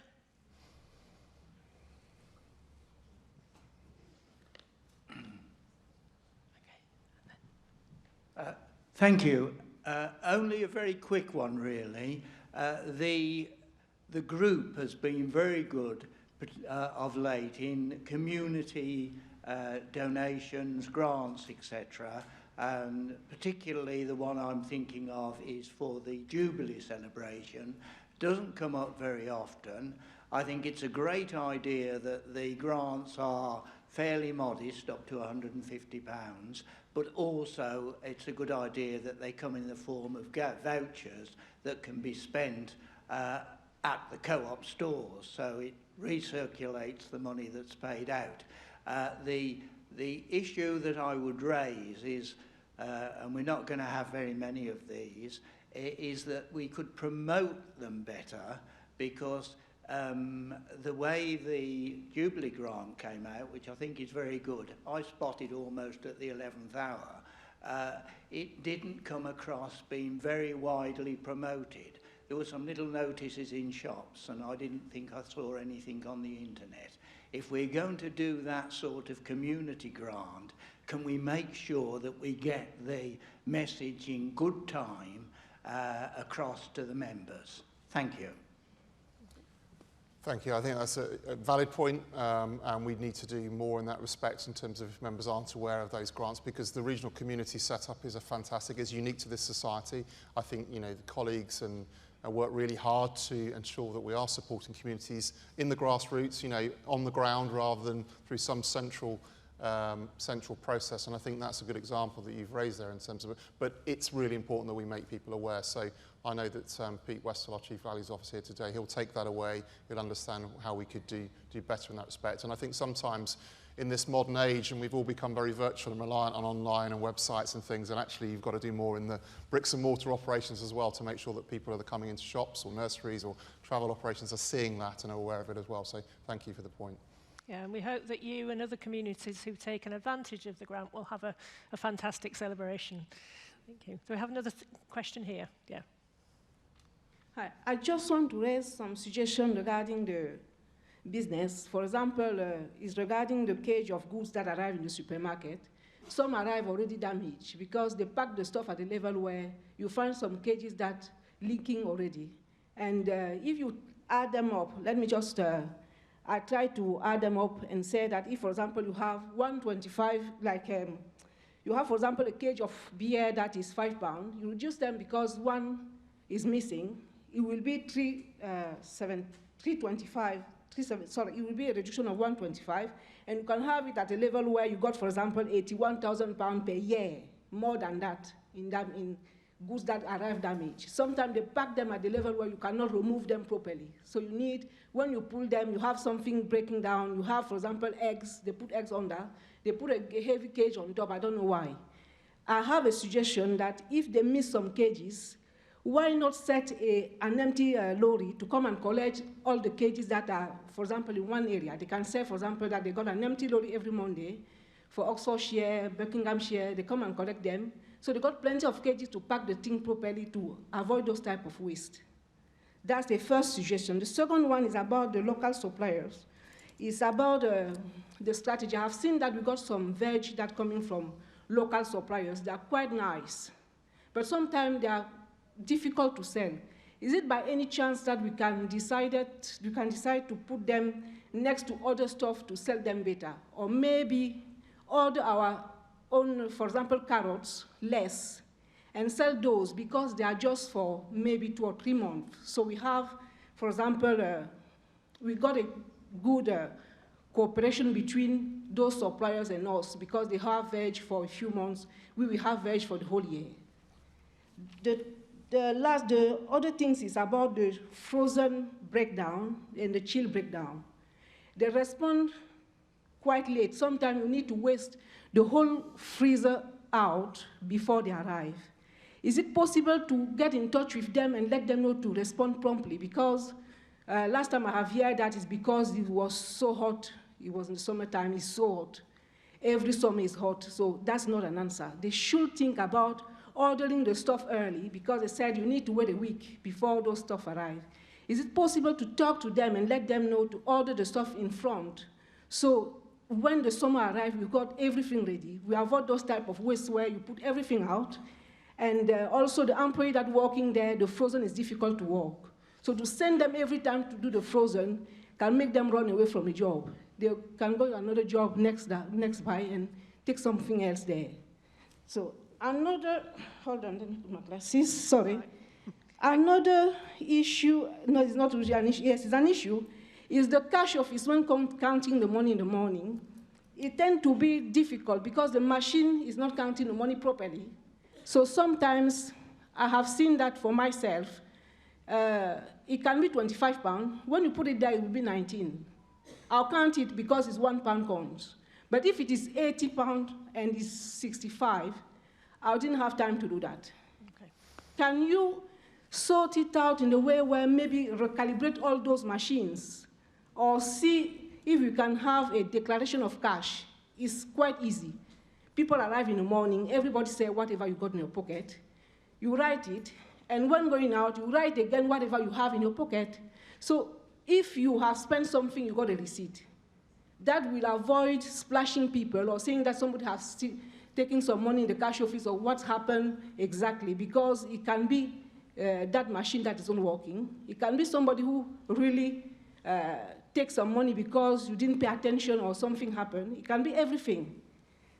And, right, I think we're just going to have to move on because we've got lots of questions to address there. Yes. Yeah, I'm leaving you. Get Phil a chance. All right, okay. Thanks. Can I say though, I mean, it is very frustrating when you have waste in stores because of damaged cages and things, and I think those processes have got to be continually improved. I think you're at Thames store, aren't you? Yeah, and I think we've got a team in Warwick working on waste at the moment. We've got another team working on improving processes, making systems easier. I think some of them are here today. Sarah Yates is here today. She leads that part of that team. We've got other people working on reducing wastage. And I think what we've got to do better is talk to people like you. And I think we've just got to come and understand some of those issues a bit more. And we'll start that today, because I know Rupert's going to come and find you after the meeting, Lane, and just talk to you about that and make sure that the team members can get the understanding in detail of the problems that you're facing. Okay. Okay, thank you. I've got one more question in the room at the back, and then we'll come to some online questions and try and capture all of the questions in the room as well. Hi everybody. I'm Rebecca Carvian from Manchester. I've got a couple of questions, if I may. First of all, about the use of the Co-op mark. I've seen you using the Co-op mark, which is available for all co-ops around the world to use, which is fantastic. But I've also noticed a couple of other retail societies starting to use it as well, including Chelmsford Star and Channel Islands. So I just wondered if there had been any communication and any cooperation among those cooperatives in terms of how you're all going to be using that in the future. And my second question, if I may, is around early this morning, you talked about supporting the development of 50 new cooperatives. I just wondered how you're going to go about that and how you're going to involve communities in that, and what community needs you're aiming those cooperatives to address. Thank you. Thank you. And I'll take the question on the Co-op mark, and then I'm going to ask Pete Westall to answer the one on because that's his target. And so I'm going to ask him that. I'm going to ask him to tell you how he's going to do it, so you can hold him to account. But just on the Co-op mark, I mean, you know, the ICA mark, which you're referring to, which is the mark adopted by co-ops across the world, is indeed the mark that we are now using. And we were the first of the retail societies in the UK to use it, or I think the phone Co-op might beat us to the actual mark itself. But I think in terms of the retail societies, and I'm really encouraged to see. You know, Chelmsford, Heart of England, Radstock now as well, taking on Channel Islands, taking it on. And indeed, I said that at the Co-op Retail Conference back in March. I actually, you know, presented there, I was on a panel there, and I encouraged other independent societies to take that mark and use it, because it does signify cooperation across the world, and that's what, you know, that's what we're all about, and I think that's evident from here today. So, and I'm just here on cam, just going to, he's at the back of the room trying to hide, so he can just talk about how we're going to deliver the 50 co-op businesses. Perfect. Thanks, Phil, and thanks, Becky, for a question. Members will remember Pete Kelly's presentation a couple of minutes ago now, talking about distributions. One of the things you as members have approved is the support for a wider co-op movement that helps us build that co-op network. Joe White from Co-op Futures is here. Co-op Futures has done a great job in the last few years helping promote new cooperation, new cooperators and new cooperatives. And also, just in front of me, James Alcock, who's the CEO of the Plunkett Foundation. They look after community pubs, they look after community shops. We're working with them, with our utilities business, Jackie Marcus and team as well, to really drive that cooperative business and cooperative entrepreneurship over the next few years. That's a short way of saying if we fail, it's Joe White and James Alcock you need to come and look for. Thanks. Thanks, Pete. I've got a couple of questions online a bit impatiently, so we'll do those. I'll come to Vivian if you want to do those. And I know I've got another question in the room. So this question is from Brian Morley. How long have the current auditors been in place, and what is the policy for changing auditors after a certain time? Okay, the current auditors have been in place for 2 years. This is their second year. We, as a society, undertake a formal review after 10 years of the auditors in place, and we're required to change them after 20 years. So also, we changed the audit partner, engagement partner, I think, after 5 years. So, yeah. Okay, and one more question online, Vivian? Yes, so this is a question from Judith Feeney, a former board member. What is Mid-Counties doing to promote the cooperative ideal and model specifically to the membership? Thanks, Judith. There's a number of ways. Firstly, working, as you've just heard, in tandem with other organisations, particularly Co-operatives UK, the umbrella organisation that are helping to develop those relationships and to promote the cooperative movement, and all of the brilliant cooperative organisations that exist, because there's thousands of them, and they're into all sorts of different areas of business and services and things, and so helping to promote, that binding cooperative proposition through Co-operatives UK.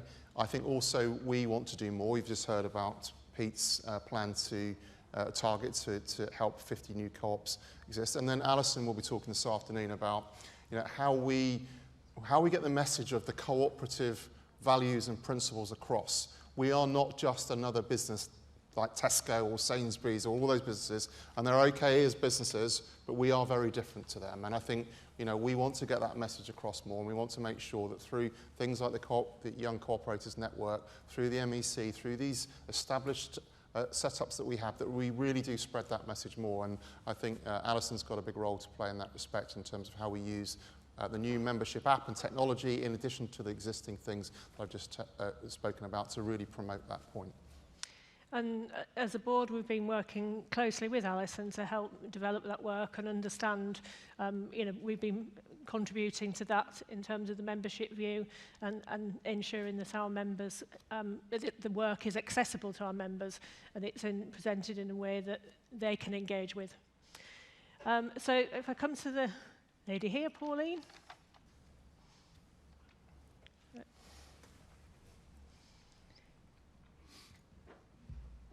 Thank you very much, Helen. And this is more of a thank you than a question, actually. As you know, the international community is very close to my heart, the international cooperative community. And I really want to say a thank you to Mid-Counties for all the work it's done, particularly over recent decades. It's become an exemplar in the context of British cooperatives for its democratic engagement, its member participation, and its community engagement. So I wanted to say thank you for, despite all the work you've had to put in and all the very difficult times we've gone through over the last couple of years, that you're maintaining your support for the international movement. And of course, using the international cooperative mark is a symbol of your adherence to international cooperative values. But I think what I'd like to say is, in the context of the fact we haven't been here physically for a couple of years. In 2019, when I was with you, there was a large group of Swedish cooperators, which some of you will remember. This time there's a large group of Brazilian cooperators, and people don't travel around the world to come and visit cooperatives if they don't think there's some value in it. And so Mid-Counties can take great heart that they have a global presence, and we need you to have that global presence, because you are, without question, overwhelmingly the British voice of cooperation in the International Cooperative Alliance at the moment, along with Cooperatives UK. So a thank you for that, and a thank you for continuing to support. I was taken by your comment, Phil, that you may have to look to value, but you won't forget the values. And I think if you can look at the values internationally in a time of great stress, both politically and economically, in terms of the global context, there's a lot more that the global cooperative movement could do, and they need what you have got here to continue to make our voice heard internationally. So thank you very much.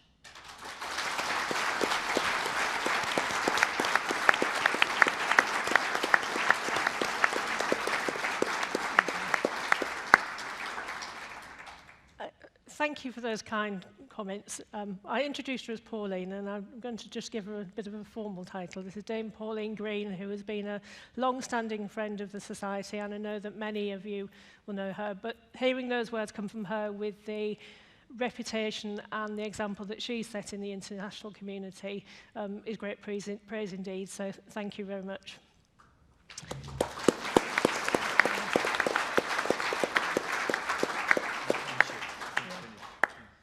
Okay.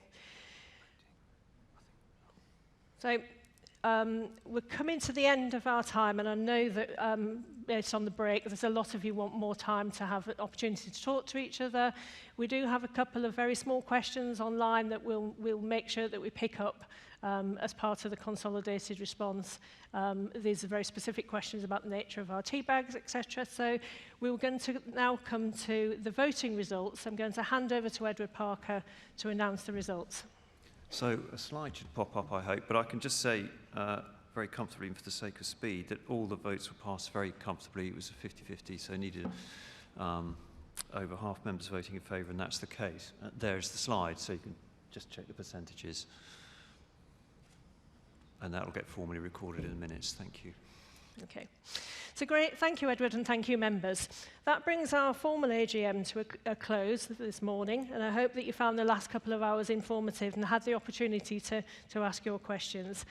For those of you in the room, could we ask that you give your voting handsets back to our colleagues at this time? And I can also let you know that at some point there'll be a short feedback survey, which will be coming to you very, very soon. And can we please make sure that all of you are back in the room after lunch by 1:15. So we're coming back at 1:15. We'll be holding the afternoon sessions. And for those of you here in the room as well, I hope that you will stay and have your opportunity to participate in the draw. Thank you. So lunch now. Thank you very much.